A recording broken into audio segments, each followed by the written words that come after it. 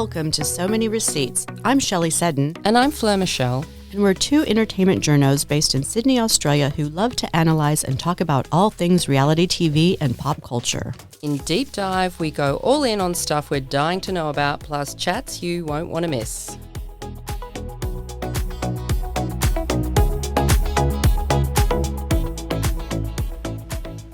On the thing. Today we are talking to Sarah Grynberg, ex-FM radio producer for top shows such as the Hamish and Andy podcast, who is now a mindset coach, a podcaster, and has a new book out called Living a Life of Greatness by Alan and Unwin. We are going to be talking about a whole lot of really interesting stuff about life, including the topics of burnout and purpose. Sarah, welcome to So Many Receipts. Thanks for having me. So we want to start right at the beginning, Sarah. So you were in marketing and banking and real estate for the first part of your career, and then you moved into high-profile FM radio. Can you tell us how that change came about? Yeah, sure. I started many years ago. I always wanted to go into entertainment. That was a thing that I wanted from when I was very young. And I did a lot of acting, and then I was at university kind of doing arts with media and film. And then my acting teachers said to me that 99% of actors are unemployed. And if you're thinking about doing this full time, you should think again. And it was an interesting thing because I think we've all had this in life where there's someone that tells us that we can't do something that we really wanted to do. And it might be a teacher, it might be a parent. You know, it might just be in the schoolyard where someone tells you you're not pretty enough or you're not handsome enough to be able to do whatever it is. And that big fire that burns inside of us from when we're young slowly gets smaller and smaller and smaller. So that was a pivotal moment when I was told that, because I felt that I needed to move directions. But I will say that the fire never fully burnt out. And as you mentioned, I moved into kind of marketing at different like realestate.com, and then I was at a bank doing marketing, and I liked it, but I didn't love it. And I knew that there was more inside of me. And in saying that, I was learning a lot of skills along the way. And then I got a role at the biggest radio station in Australia, and I was so excited and thinking like, wow, this is like the best job. And I was in a kind of a marketing promotions role there. It was actually called Activation, where we did a lot of the activations around the radio shows. But at the same time, I knew that I wanted to be closer to the shows. So I would come in really early and sit with the producers, and I would stay really late and sit with the producers on their shows. So it was outside the hours that I was doing my normal job, and it was all unpaid. And I would really watch what they were doing, and they liked me. And they said I asked good questions, and really it wasn't long before I had showed so much interest that they gave me a role in producing. And then I ended up producing some shows for a while. And then one of the shows was a Sunday night show, and it was doing really well, that I was the executive producer of. And the head of the station said, like, we want to make this the breakfast show, the Sydney breakfast show. And I was in Melbourne, and the talent were in Melbourne. So it was actually the first time that they were going to run a show in Melbourne, but just have it broadcast into Sydney. Mm-hmm. And I was stoked. It was like, wow, this is like the creme de la creme of any radio job, to be the breakfast producer. I was getting paid more money than I ever had at the time. And on the outside, it looked so amazing, you know, working with celebrities, going to amazing shows and doing cool stuff. But after a short period of time, those 3 a.m. wake ups, 5 days a week, Monday to Friday, and I had a 2 and a 4-year-old, it became completely unbearable, and it ended up in me becoming extremely, extremely burnt out. Yeah. So, as you mentioned, you know, you've worked with people like Rusciano and Harley, Breen, and then you got to the point of the burnout. I just don't know how you could get up at 3:30 in the morning and go to a job when you've got 2 young children. Like, what did the burnout feel like for you, the stress? I imagine it was just incredibly stressful. You know, it's an interesting thing because looking back, Fleur, I don't know how I did it either. I'm like, how the hell do I wake up at 6:30 now? And I'm like, God, it's early. you Yeah, know, still early. Yeah. And I mean, like you said, to wake up at that time 5 days a week with a 2-year-old and a 4-year-old. I remember my little one was like in fresh, and then I had another one in upper kinder. Like, that's so little. Anyway, it was awful. I mean, at the start, it was all right because you're on a high and you're excited. But I'm in Melbourne, and Melbourne winter has just hit here where, it's been nice weather and then suddenly it's freezing. It was so cold, and waking up at that time, it's so dark. And I was exhausted, and it was death by 1,000 cuts. Something like that just doesn't happen overnight. It happens, gradually. Yeah. And so gradually, the job got very stressful. When you're a breakfast radio producer, a lot of the time you need to be on. So it's not like, yes, I was getting there at say 4:30 in the morning after getting up at 3:30, but I was on till I went to bed. It's not like some jobs where you can clock in, clock out. Like, I'd be picking up, someone from kinder, one of my kids, and there'd be text messages going about, this happened at the Academy Awards, this, you need to organize that. So I would be working up until I went to bed. It's crazy long days, but also very stressful, right? Yeah. So the job is highly stressful. And I mean, we ain't saving lives here, but you feel like you are sometimes. And I eventually just completely burnt out. And it really came to a head when I got very sick with the flu. And I remember calling my boss and saying, I can't come in. And honestly, not even being able going to get up and nearly collapsing and then going back to bed. And then later that day, waking up and kind of crawling to the couch. And the interesting thing is, right, like, the brain takes a snapshot of the worst moments of our life and the best moments of our life. And like anything, I can't even remember what I did on the weekend. But I remember this like it was the other day, because it was like the dark night of the soul, Eckhart Tolle would say, where I was just sitting on that couch, looking outside, thinking, how has life become like this? I am exhausted. I am miserable. I felt like my relationships around me were kind of crumbling. And I really honestly believe that we get to a point in our life with some of these very traumatic moments where we have the ability to move forward in a different direction or stay where we are. And I don't know what it was inside of me, but I thought only I can help myself right now. And I decided to take the reins. And I remember thinking, all right, I'm just going to get into any personal development kind of work I can. And literally engrossing myself in, different works of psychology, mind-body connection, why some people are happier than others, a lot around mindset, because that, obviously I'm a mindset coach now, but that was a really big interest to me because I understood that if I could control the mind, I could do whatever I wanted, right?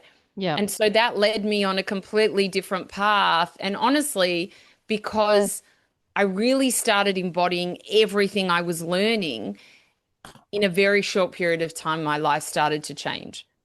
Shell, were you telling me that you also suffered burnout? Oh yeah, for sure. Yeah. That's how I got into Vedic meditation, which we'll talk about later. But yeah, because I was like, I have to rebuild myself from the ground up.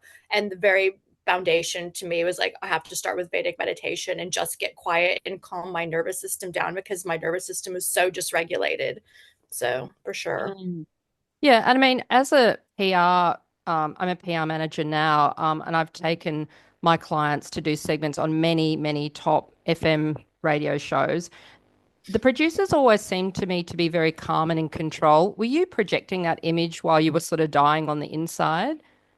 Did people know Yeah, what you were thinking? no, no one knew. I was Right. holding it all together very well.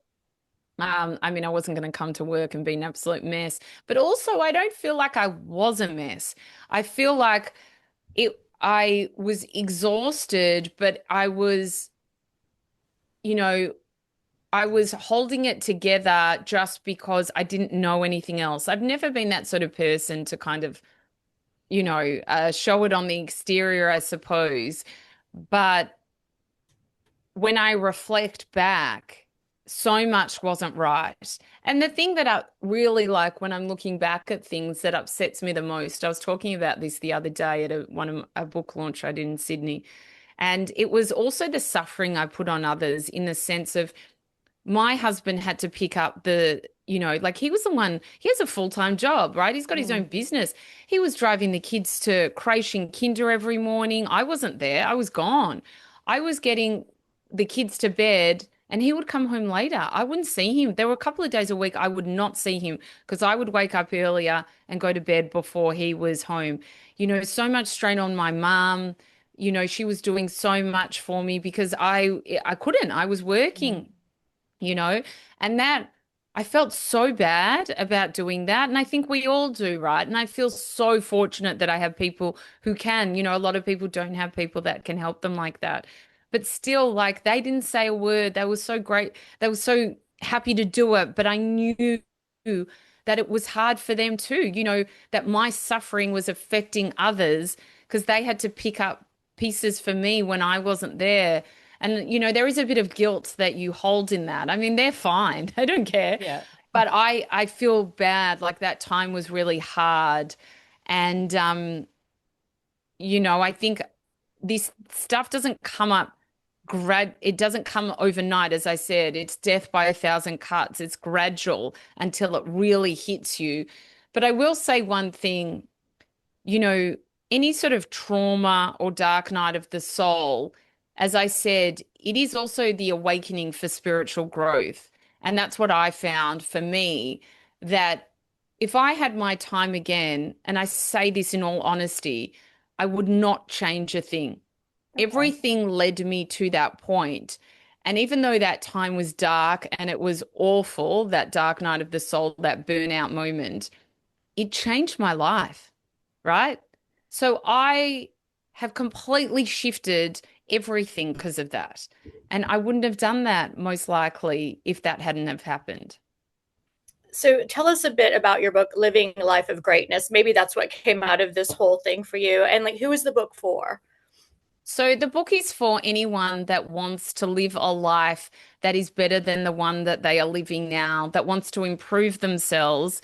And when we do that, we make everyone else around us, their life, improved as well, because we are being the best version of us, which helps others along the way. And I've had the podcast for 6.5 years now, and all my listeners were like, when are you writing a book? When are you writing a book? And I feel like with books, it's so much work. You have to feel like you've got one inside of you. And there was a point for me a couple of years ago where I thought, you know what, I've got so much knowledge from coaching, athletes and a lot of business owners and executives, and from the work that I've been doing in my own journey, that it felt like time to put this into a book. So as I said, really, the book is for anyone that wants to better themselves. And it has a lot of tips and techniques for people to use so that they can change their life and live, in their greatness. Yeah, I mean, I love the book. And there was an anecdote in it. You talk about the cold Melbourne weather, where you really had to face your fears of the cold with cold water therapy, where you got into a freezing ice bath. I can so relate to that because I hate the cold. I'm in a turtleneck right now. Should we be pushing ourselves out of our comfort zones occasionally to do these kinds of things? Absolutely. There's a saying that, and I think I'm paraphrasing here, but everything lies beyond the comfort zone. And it's so true. Like, the comfort zone and going into the unknown, it's a similar space, right? When we're in the known, we're in the worn out repetition of our past. We're doing the same thing every day. It's comfortable, but we're not growing. And that's all right to a certain point. But when we're yearning for more and we want to really achieve more, then we need to take that step and step out of our comfort zone and go into the unknown, because the unknown is the field of all opportunities. And that's really important to understand, that the unknown is the field of opportunities. We don't find what we want in the known because it's that worn out repetition of our past. And obviously the ice bath thing is more to do with the stories we tell ourselves. That's the chapter. Because as you said, you don't like the cold. I don't like the cold. And I had Wim Hof on my podcast many years ago, and my girlfriend listened. And she loved the episode. And she's like, okay, I've signed up to this Wim Hof retreat. You're coming with me. And I'm like, as if I'm not going to a Wim Hof retreat to be in an ice bath. I hate the cold and it's not going to happen. And I'm little, I get cold easy. And I remember saying something to my husband. He's like, why wouldn't you go? Like, what a great opportunity. And it was in Victoria, so it was where I was. I didn't even have to really, take a plane to go anywhere. So we ended up, her and I, going to this retreat, and it just pushed me so much out of my limits. We did a whole breathing part of it, which was unbelievable. But then you work up to the ice bars. And when we did it, I think it was like in the start of June or the end of May. It was so cold. It was literally about 3 degrees outside. Oh my God, I don't know how you did that. At night, we're in our bathers. It's like drizzling on us. I am shaking before I even get in the ice bath. Like I am so cold. And every negative thought is going to my head, like, I'm going to die of a heart attack whilst I'm in the ice bath. I'm going to get hypothermia. Like I'm looking around at everyone else and they're much bigger than me. And I thought, this, I've got less body fat than them, like everything. And it was funny because I was there just thinking these things, but I think all the people around me could tell I was freaking out. And one of the most beautiful bits about that story is literally, besides my friend who had done the ice bath and she was already out, these men, because a lot of Wim Hof people that go to these retreats are men, they were strangers and they could see that I was freaking out and they were like, you're all right, like we can help you. They took my things. One guy who I'd never met, just, a middle-aged, very average-looking man, not beefy and stuff's like, look, I literally came here for my wife. I have never done this either. Why don't we do it at the same time? Because, you were in different ice bars next to each other. There's about 4 of them. And it made me, there was something in that where I was like, oh my God, I have the support of these strangers. How kind is that? And I did the ice bath and I did a really good job of it. And when I got out, I remember thinking, I can do this. And the euphoria you feel from stepping out of your comfort zone allows you mentally to be able to move forward even more. So I'll give an example which a lot of people will be able to relate to. Say public speaking. There is no one that likes public speaking when they first do it. I am sorry. Jerry Seinfeld has the funniest saying. He says, the person giving the speech when someone has died, the eulogy, would rather be dead in the coffin than up there saying the speech. Absolutely. Because most people would rather be dead than public speak. Like, seriously, think about that, right?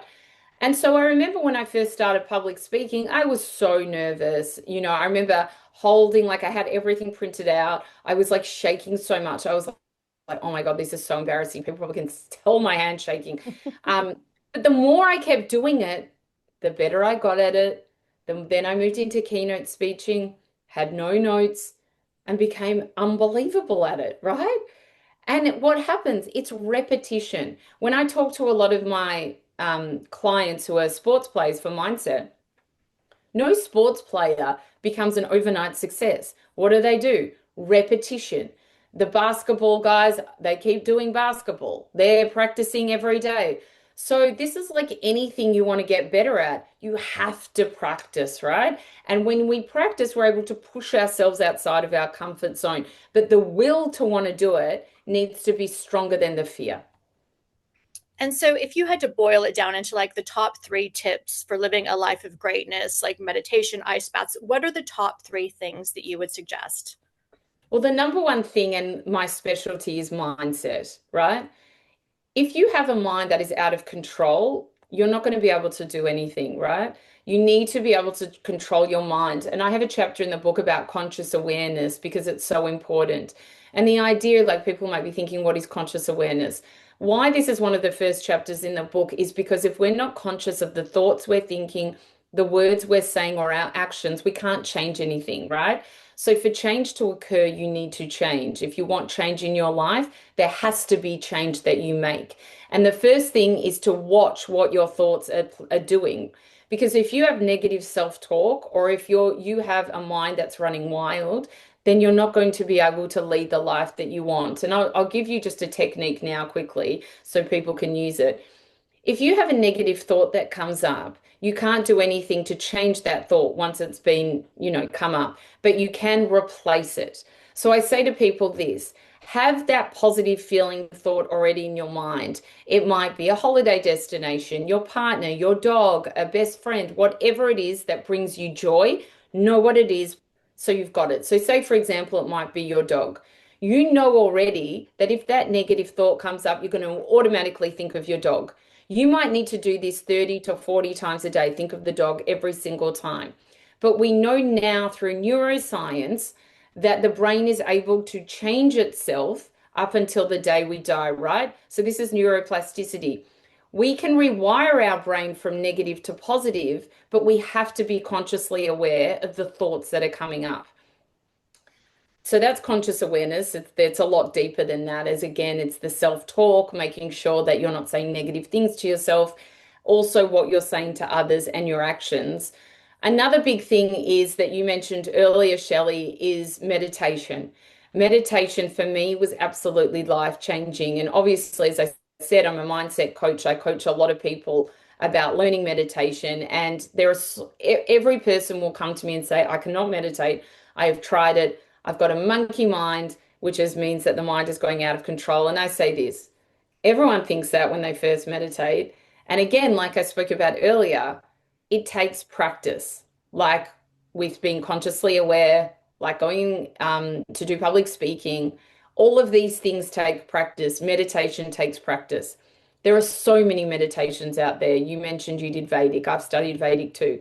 If you're interested in that, you can find so many different Vedic meditation teachers online. You can find different apps. I sell meditations on my website. It is so easy to access meditations for free. It's not hard. You just need to find the one that suits you. For beginners, guided meditation can be really nice as well. You just need to go into that space to be able to calm the mind. If the mind is out of control, you go into meditation and the mind starts to slowly slow down. You're never going to have no thoughts coming up. That is basically impossible unless you're a monk that is so trained in meditation. So don't think because thoughts are coming up that it's not working.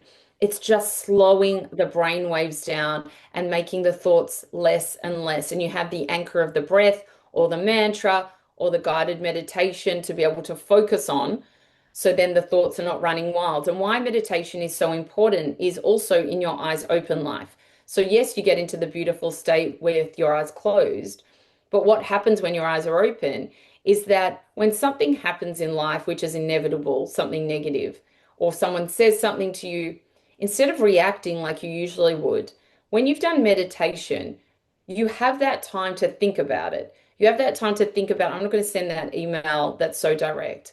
I'm not going to bounce, shout back at the person or say some negative chatter to them because they've come at me, because it allows you to have that space between what's happened and the reaction. And that is absolutely life-changing. And also when your eyes open life, again, it helps with the brain waves. It's slowing the brain waves down. So if you suffer from anxiety or anything like that, the best thing is to go into a meditation because it's taking that anxiety and really slowing everything down. The third thing I would say too, which is complementary to everything I've spoken about, is the power of your breath, which is another chapter in the book. And why the breath is so important, again, is to do with your mental health. If you're doing a speech, for me, I was always very nervous on planes. I still get nervous on planes, like very claustrophobic. I tried hypnotherapy and all these other things, and they did not work. And the thing that worked for me the most and was absolutely life-changing was my breath. The breath is the first thing you come into the world with. You take your first breath. It's the last thing we do before we die. We take our last breath. The breath is your life force. If you know how to use it properly, like box breathing, which is 4 breaths in, hold for 4, 4 breaths out, 1, 2, 3, 4, hold for 4, 1, 2, 3, 4. And you do that over and over again. That's what I do on the plane when I get really edgy and nervous. It slows your heart rate down faster than anything else would be able to do. So you have control over your nervous system. When we're able to control our nervous system, when we're able to control our mind, then life opens up for us, right? There's a beautiful saying that Mark Twain said many years ago. He said, I had so many worries in my life, none of which ever came true.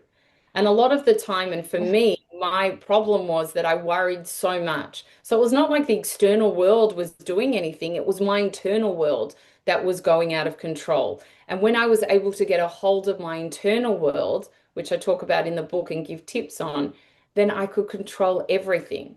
So that to me is a life of greatness, being able to get your inner world to a state where it's really sound, and then you can cope with the outer world. Yeah, that is such great advice, Sarah. I mean, there is another chapter in the book called Aligning with Your True Purpose.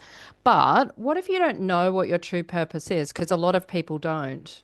Yeah. So that chapter goes through that in the sense that, of course, a lot of people don't know what their purpose is, and they might be in a job that might be paying a lot of money, and like me in that breakfast radio job where I thought that like that must be my purpose, and realizing that it wasn't, right? And so I say to people, there's a few things. Firstly, write down, simple tips like what do you actually like doing? And it doesn't have to be something that's even aligned with a job. Like it just might be something abstract about some hobbies that you like. And the more that you dig into those sort of things, the more you can start understanding what truly lights you up. Or maybe it's something you actually haven't tried before, but it's something that you're really interested in. And then you move towards that and you try it out. Like I had a client that was in a big corporate job, but really wanted to do something in wellness. And he was working out a lot at the gym, but he hadn't done a lot in wellness, but he really liked that area. So then he decided to look more into that. Sometimes our purpose hasn't come up for us yet, but we have interests. So follow them. People also talk about, thinking about what you liked when you were young. And if taking out things like money and those sort of things which block us a lot of the time because we think, oh, we won't make money from that. Just think about what you love doing and then take it from there and distill it even more, give different things a go, and then you'll find your sort of path on where you feel that you're being led and what's lighting you up from the inside. And I can tell you that the money will come. If you're doing something that really lights you up, and another thing I always recommend is doing something of service, which is giving back in some way or another. I mean, it doesn't have to be as like working in a soup kitchen or doing something like that, but something like you guys do the podcast, which obviously gives back to everyone that's listening. That will give you a lot of joy because I know for me, when I was producing, say, you mentioned Hamish and Andy, I mean, that was such a fun job. But when I did my podcast alongside of that, it just lit me up so much more because I was able to give back to people. So adding that within purpose as well is going to give you a lot of fulfillment. So that's kind of exactly what we've just been going through, trying to reinvent ourselves and pivot and do all of that stuff. And the idea for our podcast actually came out of a workshop we did with Elizabeth Gilbert a couple of months ago. And, talking about entertainment and celebrities, we were entertainment journalists. That's what lights us up. And we've never done a podcast before. And we're like, let's just try it. What's the worst that can happen? If we're terrible, we don't have to do it. But no one listens. Yeah, no one listens. That's the worst. But I know you've interviewed Elizabeth Gilbert. Is there anyone else amazing that you haven't talked to that you would like to be on the podcast, like Oprah or the Dalai Lama, someone like that? Oh, I love Oprah. I'd love to have her on the podcast. I mean, there's so many people. Dill, I'd love to have on the podcast. Oprah, definitely one of them. Rick Rubin's another one. I just love his work. Yeah, I read his book. It's great.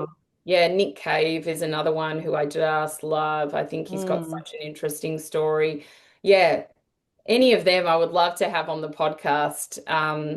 But there's always amazing people coming up. I mean, there's always great people. There are so many stories. People have amazing stories, and I love listening to them and being able to share them with others. Yeah, so I do have to thank you, like I mentioned before, because when I had my burnout and I was really ill, I would just lie in bed and I'm like, how can I fix this? How can I fix this? And I would listen to podcasts. So I would listen to like Joe Dispenza on like how to rewire my brain. And then I said, okay, I have to start at ground zero. And that's when I decided I'm going to do Vedic meditation. And then I'm like, there's that insight timer guy, Nico Plowman. And so I Googled him and saw that he was on a podcast with you. So I listened to that podcast and I was living in Balmoral, he was living in Balmoral, and he's like, well, let's do a retreat. I'll get some people together. I've had a couple of other people who want, to do Vedic meditation. And so I did it. So thank you for that. That got me back on my meditation journey. So yeah, I love Nico. Yeah, that episode was a while ago. yeah. Yeah. Like 2 years ago. But that I Googled him and like listened to Wow. everything. So yeah. Amazing. I love hearing that. I always love hearing the stories of how people got to the podcast. Yeah. When I've been on my book tour, I get to sign a lot of books and speak to people. And they'll say, I found your podcast when I was looking for something. Like some lady came home from a meditation retreat and found the podcast because she looked something up in Apple Podcasts and it came up. And she's like, and I've listened every week since. And it's so nice to hear those stories. Oh, great. Yeah. And Sarah, now on to some topics very close to our hearts. You talked on your podcast, Sarah's thoughts about why you think we're all obsessed with Married at First Sight. Can you briefly tell us why you think Aussies are obsessed with this show? Look, I think Aussies like to see, and I don't just think it's Aussies, to be honest with you. I think, it's not a cultural thing as such. I think it's just people in general. I think we like to watch other people's car crashes.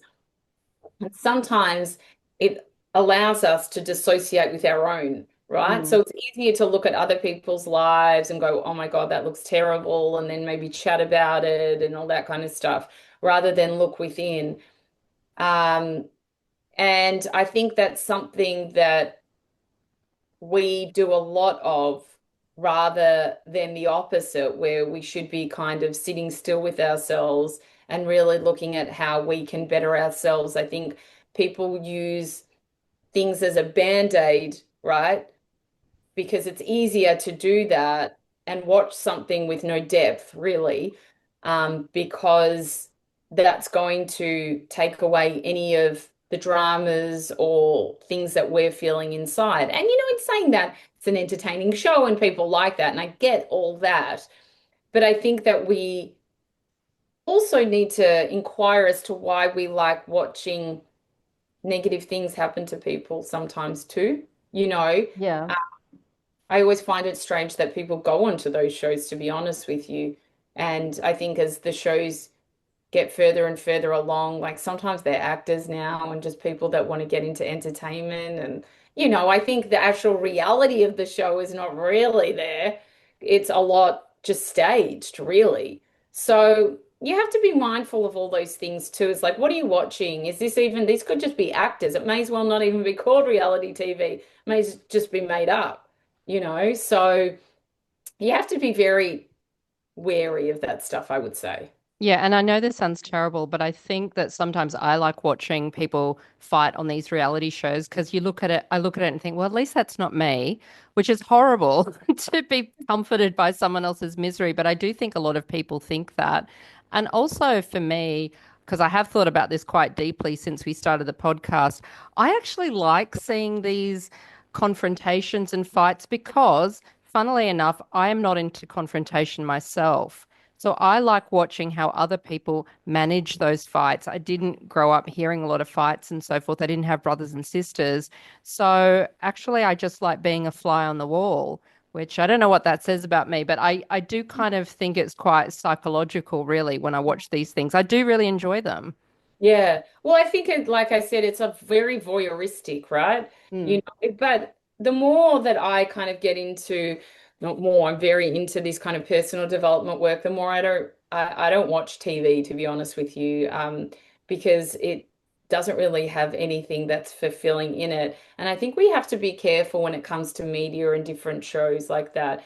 I'm not saying so much Married at First Sight, but shows that have a lot of negativity or outrage in them, they're not good for our psyche, right? And you're Yeah. not even realizing what you're absorbing when you're taking that in. Even watching the news every night, when you get into this work, they advise not to do that, and I don't do it. You will find out if any big thing is happening, right? The news is bogging you down and giving you a very negative perspective on life, right?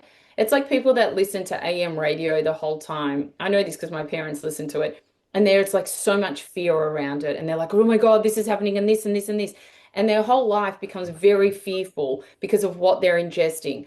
Firstly, you don't know if a lot of it's true, right?